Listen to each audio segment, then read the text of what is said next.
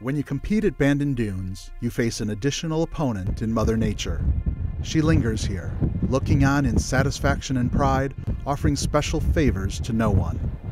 There's uncertainty along this coastal Oregon shore, offering a heart full of wonder and at the same time ensuring you keep your eyes wide open for change. A predator's instinct is what competitors need to win a championship at this place. Bandon Dunes, what the golf gods had in mind when this game was born. This is golf as it's meant to be.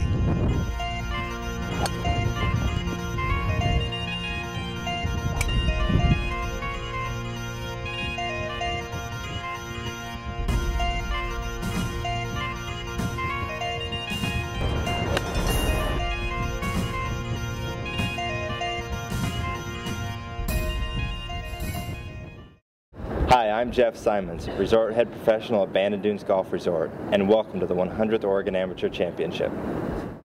As one of the oldest and most prestigious sporting competitions in the state featuring the best amateur golfers, it's considered the major of amateur golf in the region. And while many state championships have become stroke play competitions, the amateur remains true to its roots, playing the same traditional match play format that's used to this day to determine the best at the national level. Started in 1904, this year marks the 100th occurrence of the championship. The 100th Oregon Amateur Championship was staged on the original golf course at Bandon Dunes Golf Resort with 111 men and 46 women teeing it up in stroke play competition in the hopes of earning an opportunity to advance to match play. The men would play tees at more than 7,000 yards and the women would play at more than 6,000 yards. It was one of the most competitive finals ever contested, with both men's and women's finals going the distance to the 36th hole at Bandon Dunes. This is the continuation of the women's final at the Oregon Amateur Championship.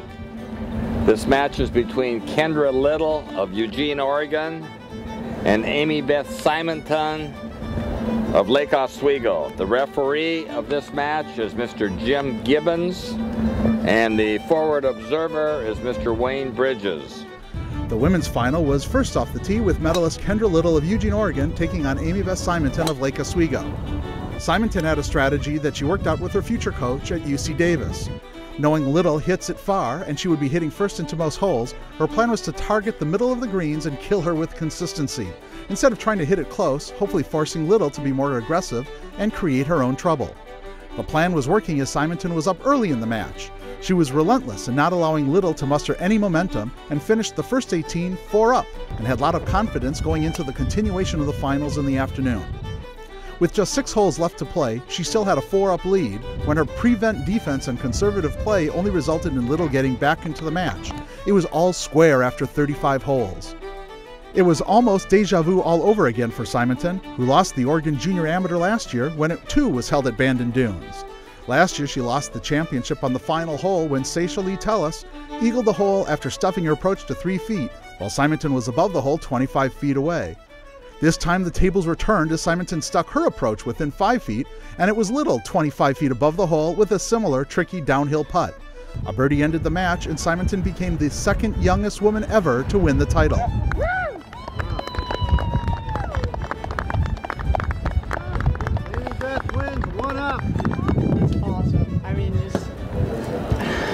I can't even explain it. It's just, I mean, it feels so good. It's been a long time since I've won a tournament. I mean, I got second at high school state the last 2 years. I got second at match play. It was just sort of, I was kind of just sick of getting second.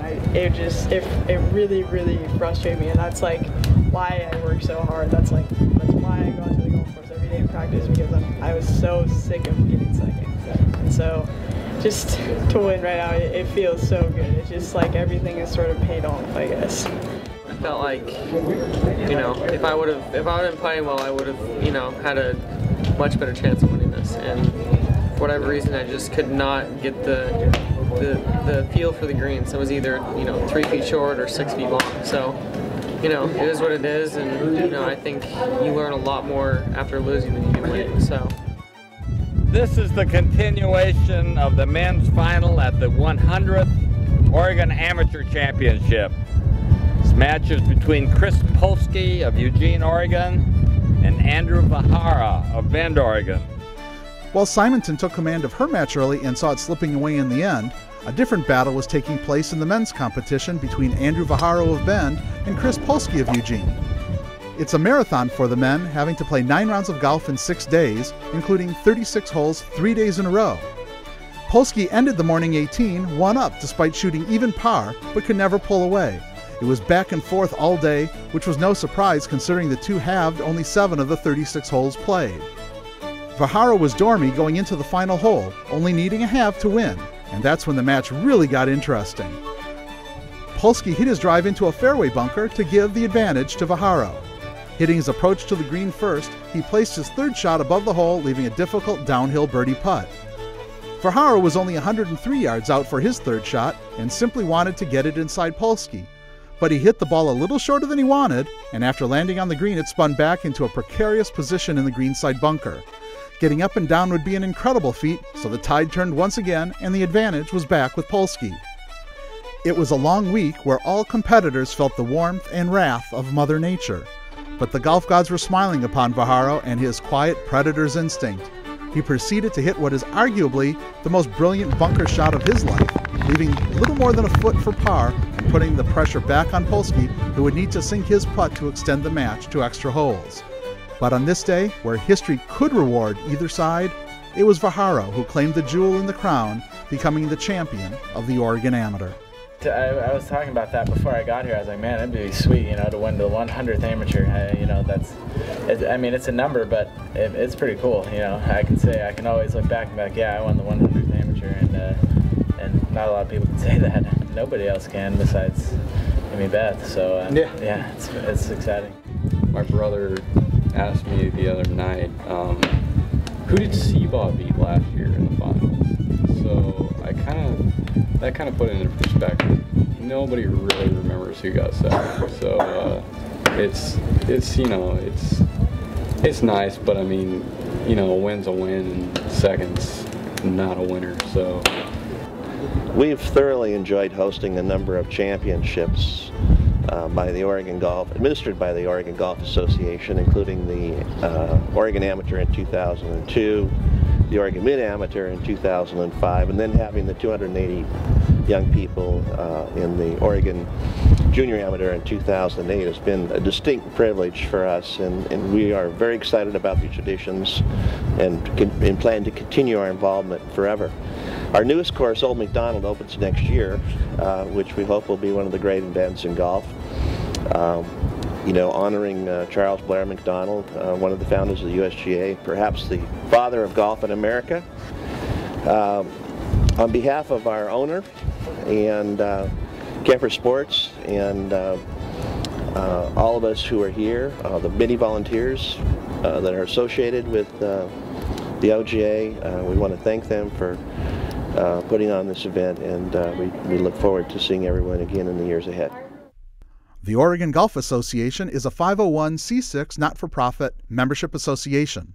Founded in 1924, the OGA was originally established with the sole purpose of conducting the Oregon Amateur Championship. Since its founding 85 years ago, the OGA has evolved and works tirelessly to promote, foster, and grow the game of golf, and provides a multitude of benefits and services to approximately 50,000 individual men, women, senior, and junior members at over 270 member golf clubs and 190 golf facilities throughout the Oregon and Southwest Washington region.